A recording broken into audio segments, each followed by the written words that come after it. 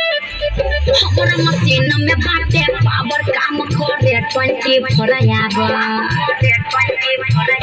हमारा मशीन में बाटे पावर काम करे 24 आवर। इंजन बाटे नहीं खुलल कोनो पाट न बाटे झूलल देला वोल्टेज है विवा फेज सुनो हम सच कहतानी मोबिल से बॉडी भी अच्छा समन लगत बाजी चल चुए रेडी वाटर से पानी तोरा रेडी वाटर से पानी चुए रेडी वाटर से पानी तोरा रेडी वाटर से पानी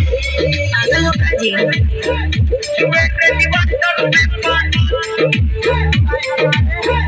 तोरा रेडी वाटर से पानी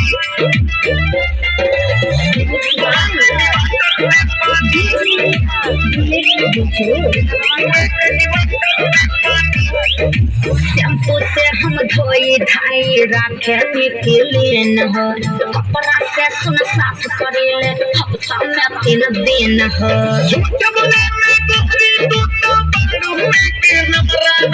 कितना सब रख ले बारू लोग को बाटे हमरा चीज हो बेसी लोग लेला बेसी बात हमरो लो जानी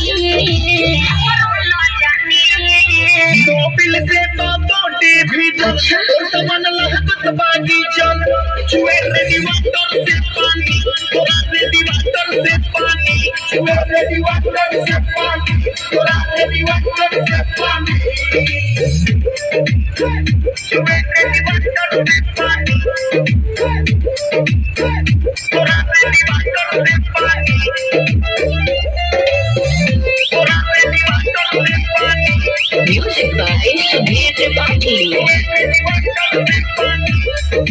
नागेंद्र हो जाला एक बार यूज करके देखा ऐसे ऊपर झापर नहीं तू हो निरखा